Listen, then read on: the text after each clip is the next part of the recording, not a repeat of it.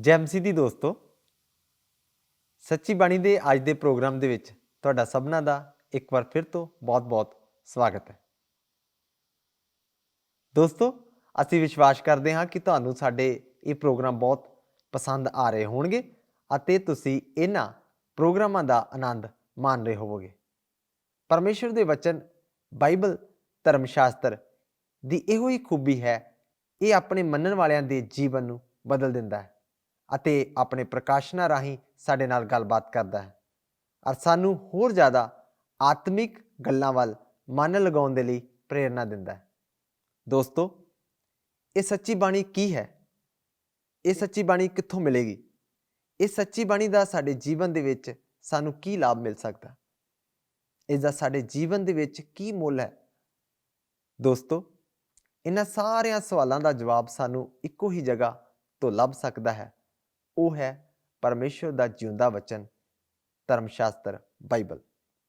ਹੁਣ ਜਦੋਂ ਕਿ ਅਸੀਂ ਬਾਈਬਲ ਦੇ ਵੱਖ-ਵੱਖ ਪਹਿਲੂਆਂ ਦੇ ਉੱਤੇ ਵਿਚਾਰ ਕਰਦੇ ਆ ਰਹੇ ਹਾਂ, ਆਓ ਅਸੀਂ ਆਪਣੇ ਅੱਜ ਦੇ ਇਸ ਪ੍ਰੋਗਰਾਮ ਦੀ ਸ਼ੁਰੂਆਤ ਕਰੀਏ। ਵਚਨ ਨੂੰ ਸ਼ੁਰੂ ਕਰਨ ਤੋਂ ਪਹਿਲਾਂ ਸੁਣਦੇ ਹਾਂ ਇੱਕ ਪਿਆਰਾ ਜਿਹਾ ਭਜਨ।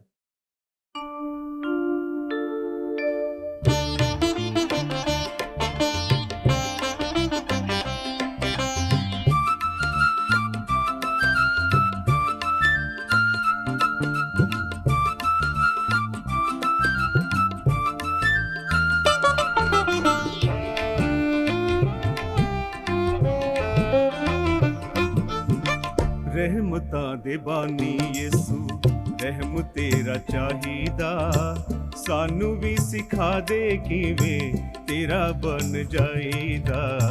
ਰਹਿਮਤਾਂ ਦੇ ਬਾਨੀ ਯਿਸੂ, ਰਹਿਮ ਤੇਰਾ ਚਾਹੀਦਾ, ਸਾਨੂੰ ਵੀ ਸਿਖਾ ਦੇ ਕਿਵੇਂ ਤੇਰਾ ਬਣ ਜਾਈਦਾ। ਰਹਿਮਤਾਂ ਦੇ ਬਾਨੀ ਯਿਸੂ।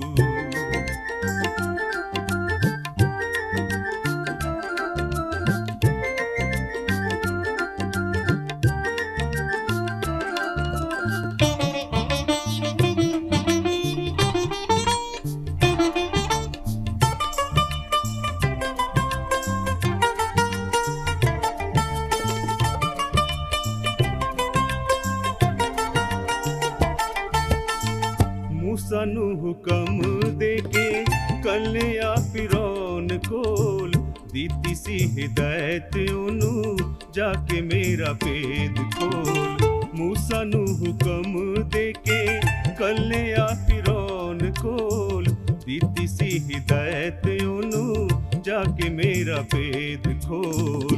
ਕੌਮਾਂ ਨੂੰ ਗੁਲਾਮੀ ਵਿੱਚੋਂ, ਕੌਮਾਂ ਨੂੰ ਗੁਲਾਮੀ ਵਿੱਚੋਂ ਕਿਵੇਂ ਹੈ ਛੁਡਾਈਦਾ, ਸਾਨੂੰ ਵੀ ਸਿਖਾ ਦੇ ਕਿਵੇਂ ਤੇਰਾ ਬਣ ਜਾਈਦਾ।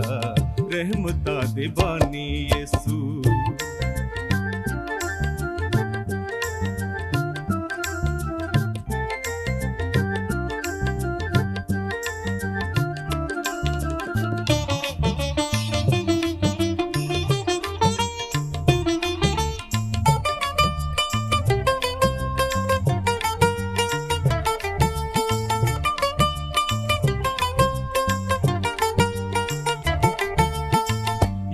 ਨੂੰ ਤੂੰ ਕੱਲਿਆ ਸੀ ਨਿਨਵੇ ਸ਼ਹਿਰ ਨੂੰ, ਚੜਿਆ ਜਹਾਜ਼ ਉਹ ਚਲਿਆ ਤਰਸ਼ੀਸ਼ ਨਗਰ ਨੂੰ। ਯੂਨਾ ਨੂੰ ਤੂੰ ਕੱਲਿਆ ਸੀ ਨਿਨਵੇ ਸ਼ਹਿਰ ਨੂੰ, ਚੜਿਆ ਜਹਾਜ਼ ਉਹ ਚਲਿਆ ਤਰਸ਼ੀਸ਼ ਨਗਰ ਨੂੰ।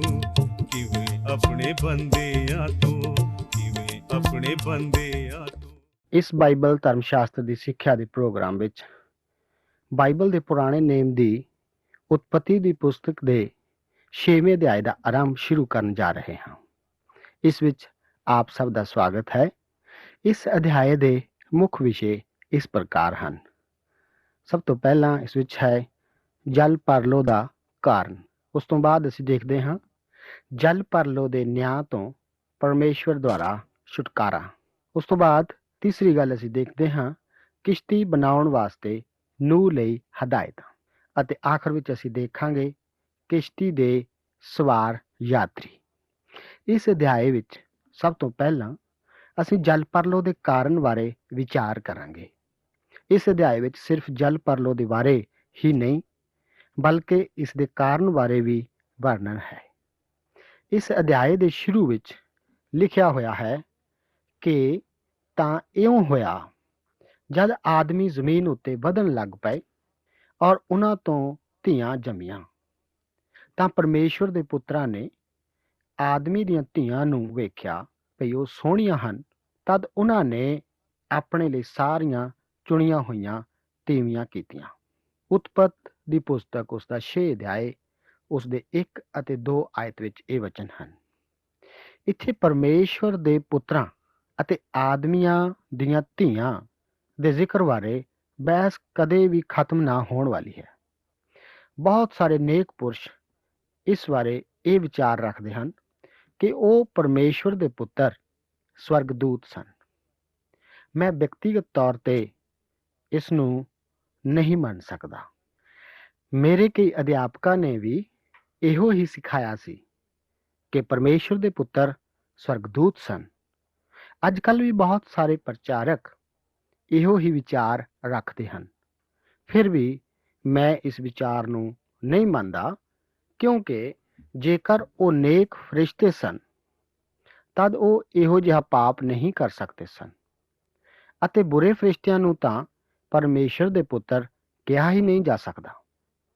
ਇਹ ਸੰਤਾਨ ਵੀ ਮਨੁੱਖ ਸਨ, ਉਹ ਦੈਂਤ ਨਹੀਂ ਸਨ। ਮੈਨੂੰ ਨਹੀਂ ਪਤਾ ਕਿ ਕਿਉਂ ਬਹੁਤ ਸਾਰੇ ਲੋਕ ਇਸ ਪੀੜ੍ਹੀ ਨੂੰ ਰਾਖਸ਼ਸ ਹੋਣ ਦਾ ਅੰਦਾਜ਼ਾ ਲਗਾਉਂਦੇ ਹਨ। ਜਦੋਂ ਅਸੀਂ 4 ਆਇਤ ਤੇ ਪਹੁੰਚਾਂਗੇ ਤਾਂ ਇਸ ਬਾਰੇ ਕੁਝ ਹੋਰ ਬਰੀਕੀ ਨਾਲ ਵਿਚਾਰ ਕਰਾਂਗੇ। ਅਗਲੀ ਆਇਤ ਇਸ ਤਰ੍ਹਾਂ ਹੈ ਕਿ ਯਹੋਵਾ ਨੇ ਆਖਿਆ ਕਿ ਮੇਰਾ ਆਤਮਾ ਆਦਮੀ ਦੇ ਵਿਰੁੱਧ ਸਦਾ ਤੀਕਰ ਜ਼ੋਰ ਨਹੀਂ ਮਾਰੇਗਾ, ਕਿਉਂਕਿ ਉਹ ਸਰੀਰ ਹੀ ਹੈ, ਸੋ ਉਹਦੇ ਦਿਨ 120 ਵਰ੍ਹਿਆਂ ਦੇ ਹੋਣਗੇ। ਉਤਪਤ 6 ਅਧਿਆਏ ਉਸ ਦੀ 3 ਆਇਤ ਦੇ ਇਹ ਵਚਨ ਹਨ। ਅਸੀਂ ਇਹ ਵਿਸ਼ਵਾਸ ਕਰਦੇ ਹਾਂ ਕਿ ਨੂਹ ਨੇ 120 ਸਾਲ ਪ੍ਰਚਾਰ ਕੀਤਾ ਅਤੇ ਇਸ ਸਮੇਂ ਦੇ ਦੌਰਾਨ ਪਰਮੇਸ਼ਵਰ ਦਾ ਆਤਮਾ ਮਨੁੱਖਾਂ ਨਾਲ ਜ਼ੋਰ ਮਾਰ ਰਿਹਾ ਸੀ। ਪਤਰਸ ਇਸ ਨੂੰ ਹੋਰ ਵੀ ਸਾਫ਼-ਸਾਫ਼ ਦੱਸਦਾ ਹੈ ਕਿ ਨੂਹ ਦੇ ਦਿਨਾਂ ਵਿੱਚ ਪਰਮੇਸ਼ਵਰ ਦਾ ਆਤਮਾ ਮਨੁੱਖਾਂ ਨਾਲ ਜ਼ੋਰ ਮਾਰਦਾ ਸੀ ਤਾਂ ਕਿ ਉਹਨਾਂ ਨੂੰ ਪਰਮੇਸ਼ਰ ਵੱਲ ਮੁੜੇ, ਪਰ ਉਹ ਨਹੀਂ ਮੁੜੇ, ਕਿਉਂ ਜੋ ਮਸੀਹ ਨੇ ਵੀ ਇੱਕ ਵਾਰ ਪਾਪਾਂ ਦੇ ਪਿੱਛੇ ਦੁੱਖ ਝੱਲਿਆ, ਅਰਥਾਤ ਧਰਮੀ ਨੇ ਕੁਧਰਮੀਆਂ ਦੇ ਲਈ, ਭਈ ਉਹ ਸਾਨੂੰ ਪਰਮੇਸ਼ਵਰ ਦੇ ਕੋਲ ਪਹੁੰਚਾਵੇ। ਉਹ ਤਾਂ ਸਰੀਰ ਕਰਕੇ ਮਾਰਿਆ ਗਿਆ, ਪਰ ਆਤਮਾ ਕਰਕੇ ਜੀਵਾ ਲਿਆ ਗਿਆ, ਜਿਹਦੇ ਵਿੱਚ ਹੋ ਕੇ ਉਹਨੇ ਉਹਨਾਂ ਆਤਮਿਆਂ ਦੇ ਕੋਲ ਜਿਹੜੇ ਕੈਦ ਵਿੱਚ ਸਨ ਜਾ ਕੇ ਮਨਾਦੀ ਕੀਤੀ। ਇਹ ਵਚਨ ਨਵੇਂ ਨੇਮ ਬਾਈਬਲ ਧਰਮ ਸ਼ਾਸਤਰ ਵਿੱਚ ਪਹਿਲਾ ਪਤਰਸ ਉਸ ਦਾ 3 ਅਧਿਆਏ ਉਸ ਦੀ 18 ਅਤੇ 19 ਆਇਤ ਵਿੱਚ ਹਨ। ਇਹ ਆਤਮਾਵਾਂ ਪਤਰਸ ਦੁਆਰਾ ਲਿਖੇ ਜਾਣ ਦੇ ਦੌਰਾਨ ਕੈਦ ਵਿੱਚ ਸਨ, ਪਰ ਇਹਨਾਂ ਕੋਲ ਨੂਹ ਦੇ ਦਿਨਾਂ ਵਿੱਚ ਮਨਾਦੀ ਕੀਤੀ ਗਈ। ਇਸ ਦਾ ਸਾਨੂੰ ਕਿਵੇਂ ਪਤਾ ਲੱਗਦਾ ਹੈ? 20 ਆਇਤ ਵਿੱਚ ਇਸ ਤਰ੍ਹਾਂ ਲਿਖਿਆ ਹੋਇਆ ਹੈ ਕਿ ਜਿਹੜੇ ਪਿਛਲੇ ਸਮੇਂ ਅਣਆਗਿਆਕਾਰੀ ਸਨ, ਜਿਸ ਵੇਲੇ ਪਰਮੇਸ਼ਵਰ ਨੂਹ ਦੇ ਦਿਨੀ ਧੀਰਜ ਨਾਲ ਉਡੀਕ ਕਰਦਾ ਸੀ, ਜਦ ਕਿਸ਼ਤੀ ਤਿਆਰ ਹੁੰਦੀ ਪਈ ਸੀ, ਜਿਹਦੇ ਵਿੱਚ ਥੋੜੇ ਜਿਹੇ ਅਰਥਾਤ 8 ਜਣੇ ਪਾਣੀ ਤੋਂ ਬਚ ਗਏ। ਪਹਿਲਾ ਪਤਰਸ ਉਸ ਦਾ 3 ਅਧਿਆਏ ਉਸ ਦੀ 20 ਆਇਤ। ਇਹ ਲੋਕ ਅਣਆਗਿਆਕਾਰੀ ਕਦੋਂ ਸਨ? 120 ਸਾਲਾਂ ਦੇ ਦੌਰਾਨ ਨੂਹ ਦੇ ਵੇਲੇ, ਜਦੋਂ ਪਰਮੇਸ਼ਵਰ ਧੀਰਜ ਨਾਲ ਉਡੀਕ ਕਰ ਰਿਹਾ ਸੀ। ਅੱਗੇ ਉਤਪਤ ਦੀ ਪੁਸਤਕ ਉਸ ਦਾ 6 ਅਧਿਆਏ ਉਸ ਦੀ 4 ਆਇਤ ਵਿੱਚ ਇਸ ਤਰ੍ਹਾਂ ਲਿਖਿਆ ਗਿਆ ਹੈ ਕਿ ਉਨੀ ਦਿਨੀ ਧਰਤੀ ਉੱਤੇ ਦੈਂਤ ਸਨ, ਅਤੇ ਉਹਦੇ ਮਗਰੋਂ ਵੀ ਜਦ ਪਰਮੇਸ਼ਵਰ ਦੇ ਪੁੱਤਰ ਆਦਮੀ ਦੀਆਂ ਧੀਆਂ ਕੋਲ ਆਏ ਔਰ ਉਹਨਾਂ ਨੇ ਉਹਨਾਂ ਲਈ ਪੁੱਤਰ ਜਣੇ, ਤਾਂ ਕਿ ਇਹ ਸੂਰਬੀਰ ਹੋਏ ਜਿਹੜੇ ਮੁੱਢੋਂ ਨਾਮੀ ਸਨ। ਇੱਥੇ ਕਿਹਾ ਗਿਆ ਹੈ ਕਿ ਉਹਨਾਂ ਦਿਨਾਂ ਵਿੱਚ ਧਰਤੀ ਉੱਤੇ ਦੈਂਤ ਸਨ, ਪਰ ਇਹ ਨਹੀਂ ਕਿਹਾ ਗਿਆ ਕਿ ਉਹ ਪਰਮੇਸ਼ਰ ਦੇ ਪੁੱਤਰਾਂ ਅਤੇ ਆਦਮੀਆਂ ਦੀਆਂ ਧੀਆਂ ਦੀ ਸੰਤਾਨ ਸਨ। ਇੱਥੇ ਸੰਤਾਨ ਬਾਰੇ ਇਹ ਕਿਹਾ ਗਿਆ ਹੈ ਕਿ ਇਹ ਸੂਰਬੀਰ ਹੋਏ ਜਿਹੜੇ ਮੁੱਢੋਂ ਨਾਮੀ ਸਨ। ਇਹ ਰਾਖਸ਼ ਨਹੀਂ ਸਨ, ਬਲਕਿ ਆਦਮੀ ਸਨ। ਬਾਈਬਲ ਦੀ ਲਿਖਤ ਇਸ ਸਪਸ਼ਟ ਕਰਦੀ ਹੈ ਕਿ ਇਸ ਦੇ ਵਾਪਰਨ ਤੋਂ ਪਹਿਲਾਂ ਧਰਤੀ ਉੱਤੇ ਦੈਂਤ ਸਨ, ਅਤੇ ਇਸ ਦਾ ਅਰਥ ਸਧਾਰਨ ਤੌਰ ਤੇ ਇਹ ਹੀ ਹੈ ਕਿ ਉਹ ਨਾਮੀ ਮਨੁੱਖ ਸਨ। ਮਨੁੱਖਤਾ ਇੱਕ ਮਹਾਨ ਯੋਗਤਾ ਦੀ ਮਾਲਕ ਹੈ। ਮਨੁੱਖ ਭੈ ਅਤੇ ਅਚਰਜ ਸਹਿਤ ਬਣਾਇਆ ਹੈ। ਇਸ ਦੀ ਸੱਚਾਈ ਨੂੰ ਅਸੀਂ ਅੱਖੋਂ ਓਹਲੇ ਕਰੀ ਬੈਠੇ ਹਾਂ। ਇਹ ਵਿਚਾਰ ਕਿ ਮਨੁੱਖ ਕਿਸੇ ਗੰਦਗੀ ਦੇ ਡੱਬੇ ਵਿਚਲੇ ਪ੍ਰਾਣ ਰਸ ਜਾਂ ਸਮੁੰਦਰੀ ਪੌਦੇ ਦੇ ਦੁਆਰਾ ਹੋਂਦ ਵਿੱਚ ਆਇਆ, ਇਹ ਤਾਂ ਨਿਰਾ ਊਟ ਪਟਾਂਗ ਹੀ ਹੈ। ਕੁਝ ਸਾਇੰਸਦਾਨਾਂ ਦਾ ਵਿਸ਼ਵਾਸ ਹੈ ਕਿ ਵਿਕਾਸਵਾਦ ਨੂੰ ਨਾ ਮਨਜ਼ੂਰ ਕਰ ਦਿੱਤਾ ਜਾਵੇਗਾ। ਕੁਝ ਲੋਕ ਉਦੋਂ ਹਾਸੋਹੀਣੇ ਨਜ਼ਰ ਆਉਣਗੇ। ਵਿਕਾਸਵਾਦ ਤਾਂ ਸੰਸਾਰ ਵਿੱਚ ਇੱਕ ਸਿਧਾਂਤ ਤੋਂ ਛੁੱਟ ਸਾਇੰਸ ਦੇ ਲਿਹਾਜ਼ ਨਾਲ ਹੋਰ ਕੁਝ ਵੀ ਨਹੀਂ। ਇਸ ਬਾਰੇ ਕਿਸੇ ਵੀ ਸਿੱਟੇ ਤੇ ਨਹੀਂ ਪਹੁੰਚਿਆ ਜਾ ਸਕਦਾ। ਬਾਕੀ ਗਿਆਨ ਦੀ ਤਰ੍ਹਾਂ ਇਹ ਵੀ ਇੱਕ ਵਿਗਿਆਨ ਹੈ। ਬਾਕੀਆਂ ਦੀ ਤਰ੍ਹਾਂ ਇਸ ਨੂੰ ਵੀ ਸਵੀਕਾਰ ਜਾਂ ਅਸਵੀਕਾਰ ਕੀਤਾ ਜਾ ਸਕਦਾ ਹੈ। ਜੇਕਰ ਇਸ ਨੂੰ ਮੰਨ ਲਿਆ ਜਾਵੇ ਤਾਂ ਇਹ ਸ੍ਰਿਸ਼ਟੀ ਦੀ ਸਮੱਸਿਆ ਦੇ ਕੁਝ ਝੱਲੇ ਹੱਲ ਕੱਢ ਕੇ ਲਿਆ ਸਕਦਾ ਹੈ। ਵਰਤਮਾਨ ਸਮੇਂ ਦਾ ਸਭ ਤੋਂ ਵੱਧ ਧੋਖਾ ਫਰੇਬ ਇਹ ਹੈ ਕਿ ਮਨੁੱਖ ਆਪਣੇ ਆਪ ਨੂੰ ਉਸ ਨਾਲੋਂ ਮਹਾਨ ਸਮਝੀ ਬੈਠੇ ਹਨ ਜਿੰਨੇ ਕੁ ਉਹ ਅਸਲ ਵਿੱਚ ਹਨ। ਮਨੁੱਖ ਦੀ ਬਿਮਾਰੀ ਗਿਰਾਵਟ ਹੈ। ਇਹ ਗਿਰਾਵਟ ਵੀ ਬਹੁਤ ਭਿਆਨਕ ਹੈ। ਮਨੁੱਖ ਪੂਰੀ ਤਰ੍ਹਾਂ ਅੱਜਕੱਲ ਗਿਰ ਚੁੱਕਾ ਹੈ, ਅਤੇ ਜਦੋਂ ਤੱਕ ਅਸੀਂ ਇਸ ਨੂੰ ਮੱਦੇ-ਨਜ਼ਰ ਨਹੀਂ ਰੱਖਿਆ ਜਾਂਦਾ, ਤਦ ਆਖਰ ਤੱਕ ਸਾਡੀ ਸਮੱਸਿਆ ਵੱਧਦੀ ਹੀ ਜਾਵੇਗੀ। ਇਸ ਤੋਂ ਇਲਾਵਾ 4 ਆਇਤ ਵਿੱਚ ਹੋਰ ਕੀ ਕੁਝ ਹੈ?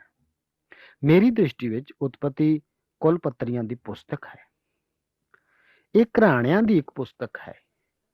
ਮਨੁੱਖ ਦੇ ਪੁੱਤਰ ਇੱਕ ਦੈਵੀ ਘਰਾਣਾ ਹਨ, ਜੋ ਕਿ ਆਦਮੀ ਤੋਂ ਲੈ ਕੇ ਸੇਤ ਦੇ ਰਾਹੀਂ ਪੈਦਾ ਹੋਏ, ਅਤੇ ਆਦਮੀਆਂ ਦੀਆਂ ਧੀਆਂ ਦੀ ਕੁਲਪੱਤਰੀ ਕੈਨ ਨਾਲ ਸੰਬੰਧਿਤ ਹੈ। ਇੱਥੇ ਅਸੀਂ ਇਹਨਾਂ ਦੋਹਾਂ ਕੁੱਲਾਂ ਦਾ ਆਪਸੀ ਮਿਲਣ ਅਤੇ ਆਪਸੀ ਵਿਆਹ ਬਾਰੇ ਦੇਖਦੇ ਹਾਂ, ਜਦੋਂ ਕਿ ਉਹ ਪੂਰੀ ਤਰ੍ਹਾਂ ਭ੍ਰਿਸ਼ਟ ਨਹੀਂ ਹੋ ਜਾਂਦੇ। ਇਹਨਾਂ ਸਭਨਾਂ ਵਿੱਚ ਸਿਰਫ ਇੱਕ ਹੀ ਛੋਟ ਹੈ ਜਿਸ ਬਾਰੇ ਅਸੀਂ ਇੱਥੇ ਦੇਖਣ ਜਾ ਰਹੇ ਹਾਂ। ਮੈਂ ਇਹ ਮੰਨਦਾ ਹਾਂ ਅਤੇ ਇਸ ਉੱਤੇ ਜ਼ੋਰ ਵੀ ਦਿੰਦਾ ਹਾਂ ਕਿ ਕਈ ਅੱਛੇ ਵਿਆਖਿਆਕਾਰ ਇਹ ਵਿਰੋਧੀ ਵਿਚਾਰ ਰੱਖਦੇ ਹਨ ਕਿ ਪਰਮੇਸ਼ਵਰ ਦੇ ਪੁੱਤਰ ਅਸਲ ਵਿੱਚ ਸਵਰਗਦੂਤ ਹਨ। ਜੇਕਰ ਆਪ ਇਸ ਵਿਚਾਰ ਨੂੰ ਮੰਨ ਲੈਂਦੇ ਹੋ ਤਾਂ ਇੱਕ ਅੱਛੀ ਸੰਗਤ ਵਿੱਚ ਸ਼ਾਮਿਲ ਹੋ, ਪਰ ਮੈਨੂੰ ਯਕੀਨ ਹੈ ਕਿ ਆਪ ਠੀਕ ਵਿਚਾਰ ਵਿੱਚ ਹੀ ਸਹਿਮਤ ਹੋਣਾ ਚਾਹੁੰਦੇ ਹੋ ਅਤੇ ਮੇਰੇ ਨਾਲ ਚੱਲੋਗੇ। ਕਿਸੇ ਵੀ ਵਿਚਾਰ ਤੋਂ ਉੱਪਰ ਉੱਠ ਕੇ ਮੈਂ ਇਹ ਆਸ ਕਰਦਾ ਹਾਂ ਕਿ ਸਾਨੂੰ ਮਿੱਤਰਾਂ ਦੀ ਭਾਵਨਾ ਰੱਖਣੀ ਹੋਵੇਗੀ, ਕਿਉਂਕਿ ਇਹ ਸਿਰਫ ਵਿਆਖਿਆ ਦੀ ਹੀ ਤਾਂ ਗੱਲ ਹੈ। ਇਸ ਦਾ ਇਸ ਗੱਲ ਨਾਲ ਕੋਈ ਸੰਬੰਧ ਨਹੀਂ ਕਿ ਬਾਈਬਲ ਧਰਮ ਸ਼ਾਸਤਰ ਵਿੱਚ ਆਪ ਵਿਸ਼ਵਾਸ ਕਰਦੇ ਹੋ ਜਾਂ ਨਹੀਂ, ਪਰ ਇਹ ਤਾਂ ਬਾਈਬਲ ਧਰਮ ਸ਼ਾਸਤਰ ਦੀਆਂ ਸੱਚਾਈਆਂ ਦੀ ਵਿਆਖਿਆ ਨਾਲ ਹੀ ਸੰਬੰਧਿਤ ਹੈ। ਜਲ ਪਰਲੋ ਤੋਂ ਪਹਿਲਾਂ ਧਰਤੀ ਉੱਤੇ ਰਹਿਣ ਵਾਲੇ ਲੋਕਾਂ ਦੀ ਕਿਹੋ ਜਿਹੀ ਹਾਲਤ ਸੀ? ਉਹ ਕਿਹੜੀ ਗੱਲ ਸੀ ਜਿਸ ਨੇ ਪਰਮੇਸ਼ਵਰ ਨੂੰ ਜਨ ਪਰਲੋ ਦਾ ਨਿਰਣੈ ਲੈਣ ਲਈ ਤਿਆਰ ਕੀਤਾ?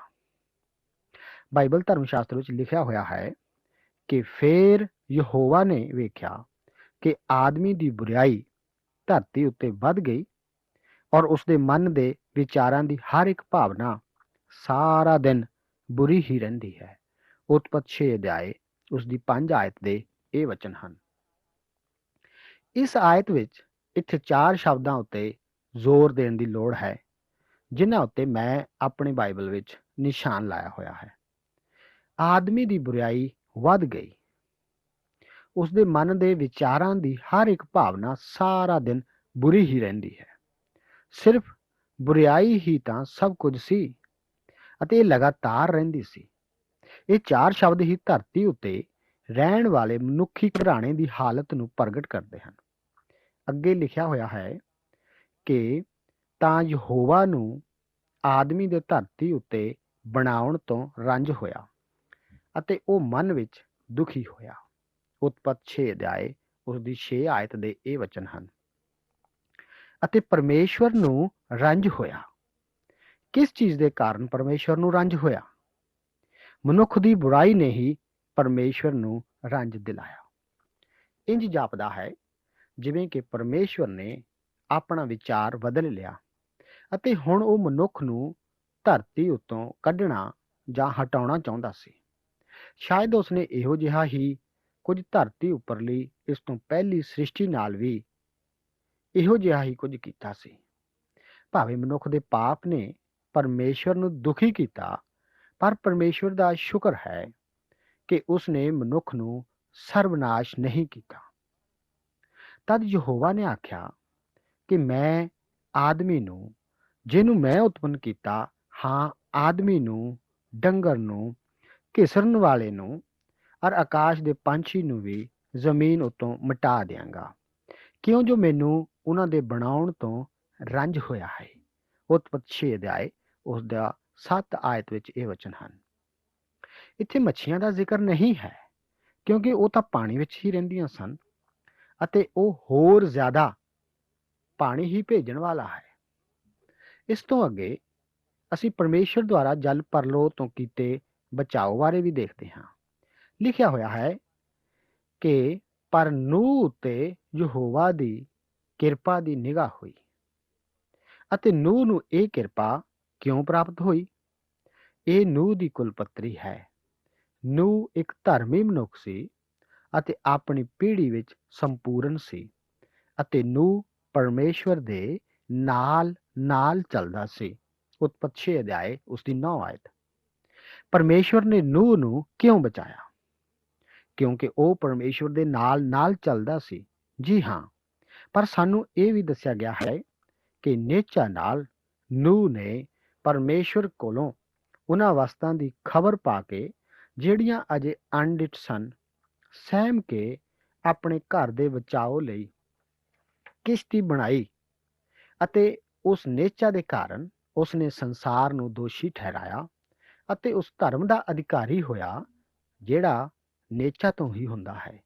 ਇਬਰਾਨੀਆਂ ਦੀ ਪੱਤਰੀ ਉਸ ਦਾ 11 ਅਧਿਆਏ ਉਸ ਦੀ 7 ਆਇਤ ਦੇ ਇਹ ਵਚਨ ਬਾਈਬਲ ਧਰਮ ਸ਼ਾਸਤਰ ਦੇ ਨਵੇਂ ਨੇਮ ਵਿੱਚ ਮੌਜੂਦ ਹਨ। ਇਹ ਵਿਸ਼ਵਾਸ ਨਾਲ ਹੀ ਖੁਸ਼ਕ ਧਰਤੀ ਦੇ ਹੁੰਦੇ ਹੋਏ ਕਿਸ਼ਤੀ ਬਣਾਈ ਗਈ, ਜਦੋਂ ਕਿ ਅਜੇ ਬੂੰਦਾਬਾਂਦੀ ਵੀ ਨਹੀਂ ਹੋਈ ਸੀ। ਇਬਰਾਨੀਆਂ ਦੀ ਪੱਤਰੀ ਵਿੱਚ ਵੀ ਸਾਨੂੰ ਇਹ ਵੀ ਦੱਸਿਆ ਗਿਆ ਹੈ ਕਿ ਨੇਚਾ ਦੁਆਰਾ ਹੀ ਹਨੋਕ ਧਰਤੀ ਉੱਤੋਂ ਚੁੱਕ ਲਿਆ ਗਿਆ। ਜਦੋਂ ਕਲੀਸਿਆ ਇਸ ਸੰਸਾਰ ਤੋਂ ਚੁੱਕੀ ਜਾਵੇਗੀ ਤਾਂ ਹਰ ਇੱਕ ਵਿਸ਼ਵਾਸੀ ਚੁੱਕਿਆ ਜਾਵੇਗਾ, ਕਿਉਂਕਿ ਵਿਸ਼ਵਾਸੀ ਹੀ ਚੁੱਕੇ ਜਾਣਗੇ ਅਤੇ ਹਰ ਕਮਜ਼ੋਰ ਤੋਂ ਕਮਜ਼ੋਰ ਵਿਸ਼ਵਾਸੀ ਵੀ ਚੁੱਕਿਆ ਜਾਵੇਗਾ। ਇਹ ਸਭ ਇਸ ਕਰਕੇ ਚੁੱਕੇ ਜਾਣਗੇ ਕਿਉਂਕਿ ਪਰਮੇਸ਼ਵਰ ਆਪਣੀ ਕਿਰਪਾ ਕਰਦਾ ਹੈ ਅਤੇ ਸਾਨੂੰ ਇਹ ਦੱਸਿਆ ਗਿਆ ਹੈ ਕਿ ਉਸ ਵੇਲੇ ਹੀ ਪਰਮੇਸ਼ਵਰ ਦੀ ਕਿਰਪਾ ਦਾ ਪ੍ਰਗਟਾਵਾ ਕੀਤਾ ਜਾਵੇਗਾ। ਜਲ ਪਰਲੋਹ ਹੀ ਕਿਉਂ? ਪਰਮੇਸ਼ਵਰ ਜਲ ਪਰਲੋਹ ਕਿਉਂ ਭੇਜਣ ਜਾ ਰਿਹਾ ਹੈ? ਧਰਤੀ ਪਰਮੇਸ਼ਵਰ ਦੇ ਅੱਗੇ ਵਿਗੜੀ ਹੋਈ ਸੀ ਔਰ ਧਰਤੀ ਜ਼ੁਲਮ ਨਾਲ ਭਰੀ ਹੋਈ ਸੀ। ਤਾਂ ਪਰਮੇਸ਼ਵਰ ਨੇ ਧਰਤੀ ਨੂੰ ਡਿੱਠਾ ਅਤੇ ਵੇਖੋ ਉਹ ਵਿਗੜੀ ਹੋਈ ਸੀ, ਕਿਉਂ ਜੋ ਸਾਰੇ ਸਰੀਰਾਂ ਨੇ ਆਪਣੇ ਮਾਰਗ ਨੂੰ ਧਰਤੀ ਉੱਤੇ ਵਿਗਾੜ ਲਿਆ ਸੀ। ਉਤਪਤ 6 ਅਧਿਆਏ ਉਸ ਦੇ 11 ਅਤੇ 12 ਆਇਤ ਦੇ ਇਹ ਵਚਨ ਹਨ। ਇਸ ਦਾ ਭਾਵ ਇਹ ਹੈ ਕਿ ਮਨੁੱਖ ਨੇ ਪਰਮੇਸ਼ਵਰ ਦੇ ਰਾਹ ਨੂੰ ਬਦਲ ਕੇ ਆਪਣਾ ਹੀ ਰਾਹ ਅਪਣਾ ਲਿਆ ਸੀ। ਉਹ ਉਸ ਮਕਸਦ ਤੋਂ ਦੂਰ ਹੋ ਗਿਆ ਸੀ ਜਿਸ ਲਈ ਪਰਮੇਸ਼ਵਰ ਨੇ ਉਸ ਨੂੰ ਉਤਪਤ ਕੀਤਾ ਸੀ। ਸੋ ਪਰਮੇਸ਼ਵਰ ਨੇ ਨੂਹ ਨੂੰ ਆਖਿਆ ਕਿ ਸਰਵਤ ਸਰੀਰਾਂ ਦਾ ਅੰਤ ਕਾਲ ਮੇਰੇ ਸਾਹਮਣੇ ਇਸ ਲਈ ਆ ਗਿਆ ਹੈ ਕਿ ਧਰਤੀ ਉਹਨਾਂ ਦੇ ਕਾਰਨ ਜ਼ੁਲਮ ਨਾਲ ਭਰ ਗਈ ਹੈ। ਵੇਖ, ਮੈਂ ਉਹਨਾਂ ਨੂੰ ਧਰਤੀ ਦੇ ਸੰਗ ਨਾਸ਼ ਕਰਾਂਗਾ।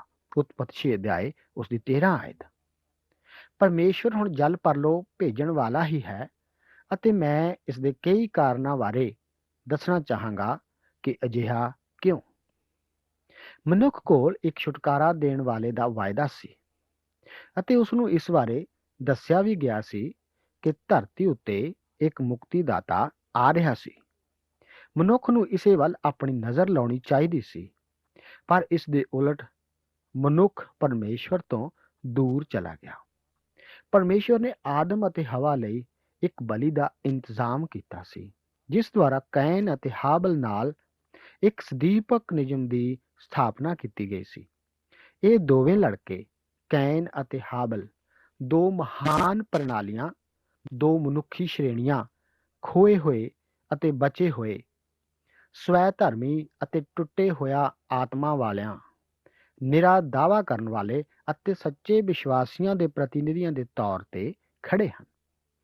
ਇਹ ਹੀ ਜੋ ਕਿ ਆਦਮ ਜਾਤ ਵਿੱਚ ਉਸ ਵੇਲੇ ਦੇਖਣ ਨੂੰ ਮਿਲਦਾ ਸੀ। ਫਿਰ ਅੱਗੇ ਅਸੀਂ ਜਾਣਦੇ ਹਾਂ ਕਿ ਕੁਲਪਤੀਆਂ ਦੀ ਇੰਨੀ ਲੰਬੀ ਉਮਰ ਸੀ ਕਿ ਆਦਮ ਅਤੇ ਮਥੂਸੇਲਾ ਸ੍ਰਿਸ਼ਟੀ ਦੀ ਸ਼ੁਰੂਆਤ ਅਤੇ ਜਲ ਪਰਲੋ ਨੂੰ ਆਪਸ ਵਿੱਚ ਆ ਮਿਲਦੇ ਹਨ। ਉਹ ਸੱਚਮੁੱਚ ਸਾਰੀ ਮਨੁੱਖ ਜਾਤੀ ਅੱਗੇ ਸਾਰਾ ਪ੍ਰਕਾਸ਼ ਪੇਸ਼ ਕਰ ਸਕਦੇ ਸਨ, ਜੋ ਕਿ ਉਹਨਾਂ ਨੇ ਕੀਤਾ ਵੀ। ਨਵੇਂ ਨੇਮ ਦੀ ਪੁਸਤਕ ਯਹੂਦਾ ਦੀ 14 ਅਤੇ 15 ਆਇਤ ਵਿੱਚ ਦੱਸਿਆ ਗਿਆ ਹੈ ਕਿ ਹਨੋਕ ਨੇ ਉਸ ਸਮੇਂ ਪ੍ਰਚਾਰ ਅਤੇ ਅਗੰਮਵਾਕ ਵੀ ਕੀਤੇ। ਇਹ ਵੀ ਦੱਸਿਆ ਗਿਆ ਹੈ ਕਿ ਨੂਹ ਨੇ ਆਪਣੇ ਜ਼ਮਾਨੇ ਵਿੱਚ ਕਿਸ਼ਤੀ ਤਿਆਰ ਕਰਦੇ ਵਕਤ ਪ੍ਰਚਾਰ ਕੀਤਾ। ਜਦੋਂ ਹਨੋਕ ਅਲੋਪ ਹੋ ਗਿਆ ਸੀ ਤਾਂ ਇਸ ਦੁਆਰਾ ਲੋਕ ਪਰਮੇਸ਼ਵਰ ਦੁਆਰਾ ਮਨੁੱਖੀ ਗੱਲਾਂ ਵਿੱਚ ਦਖਲ ਦੇਣ ਬਾਰੇ ਚੇਤਾਵਨੀ ਪਾ ਸਕਦੇ ਸਨ। ਉਹ ਲੋਕ ਮਥੂਸੇਲਾ ਅਤੇ ਉਸ ਦੇ ਨਾਂ ਦੇ ਅਰਥ ਬਾਰੇ ਵੀ ਜਾਣਦੇ ਸਨ। ਜਦੋਂ ਮਥੂਸੇਲਾ ਮਰ ਗਿਆ ਤਦ ਇਹ ਲੋਕ ਜਾਣ ਸਕਦੇ ਸਨ ਕਿ ਜਲ ਪਰਲੋ ਆਉਣ ਹੀ ਵਾਲੀ ਹੈ। ਆਖਰ ਵਿੱਚ ਅਸੀਂ ਵੇਖਦੇ ਹਾਂ ਕਿ ਪਵਿੱਤਰ ਆਤਮਾ ਦਾ ਕੰਮ ਵੀ ਉਸ ਸਮੇਂ ਮੌਜੂਦ ਸੀ। ਪਰਮੇਸ਼ਵਰ ਨੇ ਕਿਹਾ ਸੀ ਕਿ ਉਸ ਦਾ ਆਤਮਾ ਮਨੁੱਖ ਨਾਲ ਹਮੇਸ਼ਾ ਜ਼ੋਰ ਨਹੀਂ ਮਾਰੇਗਾ। ਪਰਮੇਸ਼ਵਰ ਦਾ ਆਤਮਾ ਮਨੁੱਖ ਨਾਲ ਜ਼ੋਰ ਮਾਰ ਰਿਹਾ ਸੀ, ਪਰ ਜਦੋਂ ਮਨੁੱਖ ਨੇ ਪੂਰੀ ਤਰ੍ਹਾਂ ਪਰਮੇਸ਼ਵਰ ਨੂੰ ਤਿਆਗ ਦਿੱਤਾ ਤਾਂ ਧਰਤੀ ਉੱਤੇ ਜਲ ਪਰਲੋ ਨੂੰ ਨਿਆਂ ਵਾਸਤੇ ਭੇਜਿਆ ਗਿਆ। ਸਾਰੀ ਮਨੁੱਖ ਜਾਤੀ ਪਰਮੇਸ਼ਵਰ ਤੋਂ ਪਿੱਛੇ ਹਟ ਗਈ ਸੀ। ਕੋਈ ਵੀ ਧਰਮੀ ਨਹੀਂ ਸੀ, ਇੱਕ ਵੀ ਨਹੀਂ ਸੀ। ਰੋਮੀਆਂ ਦੀ ਪੱਤਰੀ ਉਸ ਦਾ 3 ਅਧਿਆਏ ਉਸ ਦੀ 10 ਆਇਤ ਦੇ ਵਚਨ ਇਸ ਦੀ ਸਾਖੀ ਦਿੰਦੇ ਹਨ। ਸਿਰਫ ਕੁਝ ਹੀ ਸਨ, ਭਾਵੇਂ ਸਾਨੂੰ ਪੂਰਾ ਵਿਸ਼ਵਾਸ ਹੈ ਕਿ ਨੂਹ ਅਤੇ ਉਸ ਦਾ ਪਰਿਵਾਰ ਵੀ ਸਨ। ਇਹ ਇੱਕ ਇਹੋ ਜਿਹਾ ਮਨੁੱਖ ਹੈ ਜੋ ਕਿ ਪਰਮੇਸ਼ਵਰ ਦੇ ਸੰਗ ਸੰਗ ਚੱਲਦਾ ਅਤੇ ਉਸ ਉੱਤੇ ਵਿਸ਼ਵਾਸ ਕਰਦਾ ਸੀ, ਜੋ ਕਿ ਅਜੇ ਵੀ ਵਿਸ਼ਵਾਸ ਕਰਦਾ ਕਰਦਾ ਖੁਸ਼ਕ ਜ਼ਮੀਨ ਉੱਤੇ ਵੀ ਕਿਸ਼ਤੀ ਤਿਆਰ ਕਰਨ ਤੋਂ ਨਹੀਂ ਝਿਜਕਦਾ ਸੀ। ਜੇਕਰ ਵਰਖਾ ਨਾ ਹੋਈ ਤਾਂ ਸੱਚਮੁੱਚ ਸਮਾਜ ਦੇ ਲੋਕ ਉਸ ਦਾ ਮਖੌਲ ਉਡਾਉਣਗੇ। ਇਸੇ ਤਰ੍ਹਾਂ ਉਹ 120 ਸਾਲ ਕਰਦਾ ਰਿਹਾ, ਪਰ ਫਿਰ ਉਸਨੇ ਪਰਮੇਸ਼ਵਰ ਉੱਤੇ ਵਿਸ਼ਵਾਸ ਕੀਤਾ। ਪ੍ਰਭੂ ਯੀਸ਼ੂ ਮਸੀਹ ਦੇ ਇਸ ਦੁਨੀਆ ਉੱਤੇ ਆਪਣੀ ਬਾਦਸ਼ਾਹਤ ਕਾਇਮ ਕਰਨ ਲਈ ਆਉਣ ਤੋਂ ਪਹਿਲਾਂ ਦੇ ਹਾਲਾਤ ਵੀ ਨੂਹ ਦੇ ਦਿਨਾਂ ਵਰਗੇ ਹੀ ਹੋਣਗੇ, ਪਰ ਇਹਨਾਂ ਵਿੱਚ ਕਾਫੀ ਸਮਾਨਤਾ ਵੀ ਹੋਵੇਗੀ, ਜਿਹੜੀ ਕਿ ਪਹਿਲਾਂ ਹੀ ਆ ਚੁੱਕੀ ਹੈ। ਮਿਸਾਲ ਵਜੋਂ 6ਵੇਂ ਅਧਿਆਏ ਦੀ ਸ਼ੁਰੂਆਤ ਇਹਨਾਂ ਵਚਨਾਂ ਨਾਲ ਹੁੰਦੀ ਹੈ ਕਿ ਜਦੋਂ ਆਦਮੀ ਜ਼ਮੀਨ ਉੱਤੇ ਵਧਣ ਲੱਗ ਪਏ ਔਰ ਉਹਨਾਂ ਤੋਂ ਧੀਆਂ ਜੰਮੀਆਂ, ਉਸ ਸਮੇਂ ਆਬਾਦੀ ਇੰਨੀ ਵਧੀ ਕਿ ਮਨੁੱਖ ਧਰਤੀ ਦੇ ਕਾਫੀ ਹਿੱਸੇ ਉੱਤੇ ਫੈਲ ਗਏ। ਇਹ ਜ਼ਮੀਨ ਦੇ ਹਰ ਕੋਨੇ ਵਿੱਚ ਸਨ। ਅੱਜ ਵੀ ਇਸੇ ਤਰ੍ਹਾਂ ਆਬਾਦੀ ਦੇ ਵਾਧੇ ਦੁਆਰਾ ਧਰਤੀ ਉੱਤੇ ਵਸੋਂ ਬਹੁਤ ਵੱਧ ਰਹੀ ਹੈ। ਇਸੇ ਤਰ੍ਹਾਂ ਮਹਾਕਲੇਸ਼ ਦੇ ਸਮੇਂ ਪਵਿੱਤਰ ਆਤਮਾ ਵੀ ਬੁਰਾਈ ਨੂੰ ਨਹੀਂ ਰੋਕੇਗਾ। ਉਹ ਮਨੁੱਖਾਂ ਨੂੰ ਤਾਂ ਬਦਲੇਗਾ, ਪਰ ਉਹ ਬੁਰਾਈ ਨੂੰ ਨਹੀਂ ਰੋਕੇਗਾ। ਪਰਮੇਸ਼ਵਰ ਦੇ ਮਨੁੱਖ ਪ੍ਰਤੀ ਦਿੱਤੇ ਜਾਣ ਵਾਲੇ ਸੁਝਾਵਾਂ ਨੂੰ ਤੁੱਛ ਸਮਝਿਆ ਜਾਵੇਗਾ ਅਤੇ ਤਿਆਗ ਵੀ ਦਿੱਤਾ ਜਾਵੇਗਾ, ਅਤੇ ਇਹ ਸਭ ਕੁਝ ਅੱਜ ਵੀ ਹੋ ਰਿਹਾ ਹੈ। ਕੀ ਇਹ ਰੋਚਕ ਗੱਲ ਨਹੀਂ ਹੈ ਕਿ ਮਨੁੱਖ ਉਦਾਰਵਾਦੀ ਪ੍ਰਚਾਰਕਾਂ ਨੂੰ ਹੀ ਜ਼ਿਆਦਾ ਸੁਣਦੇ ਹਨ? ਪਰ ਅਸੀਂ ਇਹੋ ਜਿਹੇ ਯੁੱਗ ਵਿੱਚ ਰਹਿ ਰਹੇ ਹਾਂ ਕਿ ਜੇਕਰ ਆਪ ਕੁਝ ਪਰਮੇਸ਼ਰ ਬਾਰੇ ਬੋਲਣਾ ਚਾਹੁੰਦੇ ਹੋ ਤਾਂ ਬਹੁਤ ਹੀ ਘੱਟ ਲੋਕ ਆਪ ਦੇ ਆਪ ਪਾਸ ਇਕੱਠੇ ਹੋਣਗੇ।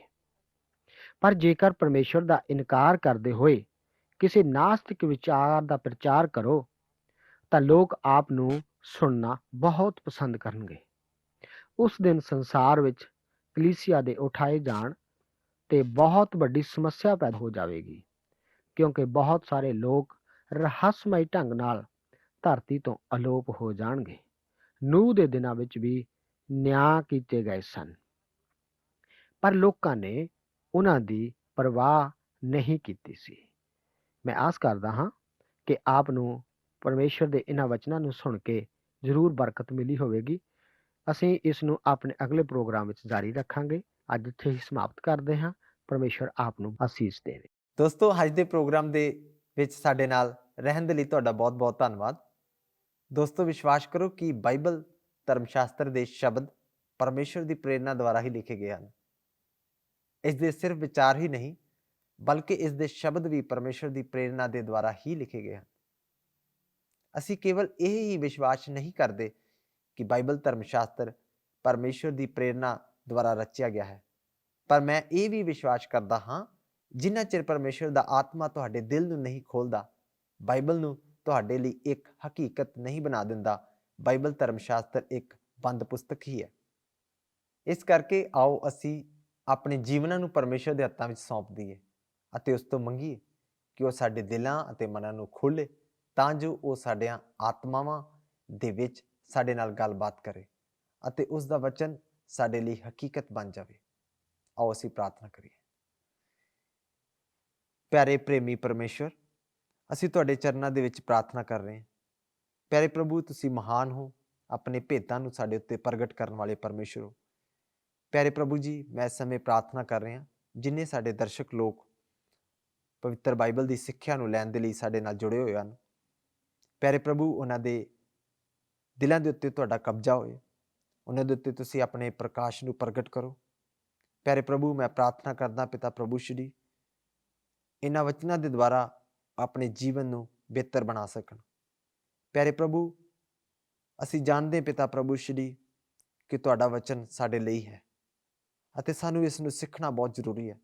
ਪਿਆਰੇ ਪ੍ਰਭੂ, ਮੈਂ ਵਿਸ਼ਵਾਸ ਕਰਦਾ ਕਿ ਤੁਸੀਂ ਸਾਡੀ ਮਦਦ ਕਰ ਰਹੇ ਹੋ ਅਤੇ ਮੈਂ ਦੁਆ ਕਰਦਾ ਪਿਤਾ ਪ੍ਰਭੂ ਸ਼੍ਰੀ ਆਪਣੇ ਦਰਸ਼ਕਾਂ ਦੇ ਲਈ ਕਿ ਤੁਸੀਂ ਉਹਨਾਂ ਦੇ ਵੀ ਦਿਲਾਂ ਨੂੰ ਬਦਲੋ ਅਤੇ ਉਹਨਾਂ ਦੇ ਦਿਲਾਂ ਦੇ ਉੱਤੇ ਤੁਹਾਡਾ ਕਬਜ਼ਾ ਹੋਏ ਅਤੇ ਉਹ ਬਾਈਬਲ ਦੀ ਸਿੱਖਿਆ ਨੂੰ ਚੰਗੇ ਤਰੀਕੇ ਨਾਲ ਗ੍ਰਹਿਣ ਕਰ ਸਕਣ। ਪਿਆਰੇ ਪ੍ਰਭੂ, ਤੁਸੀਂ ਅੱਜ ਦੇ ਪ੍ਰੋਗਰਾਮ ਦੇ ਵਿੱਚ ਸਾਡੀ ਸਹਾਇਤਾ ਕੀਤੀ, ਇਸ ਲਈ ਮੈਂ ਤੁਹਾਡਾ ਬਹੁਤ-ਬਹੁਤ ਧੰਨਵਾਦ ਕਰਦਾ। ਮੇਰੀ ਦੁਆ ਨੂੰ ਸੁਣਨ ਦੇ ਲਈ ਤੁਹਾਡਾ ਧੰਨਵਾਦ। ਪ੍ਰਭੂ ਯਿਸੂ ਮਸੀਹ ਦੇ ਨਾਮ ਵਿੱਚ ਮੰਗਦਾ ਹਾਂ, ਆਮੀਨ। ਦੋਸਤੋ, ਅੱਜ ਦੇ ਲਈ ਬਸ ਇੱਥੇ ਹੀ ਰੁਕਦੇ ਹਾਂ।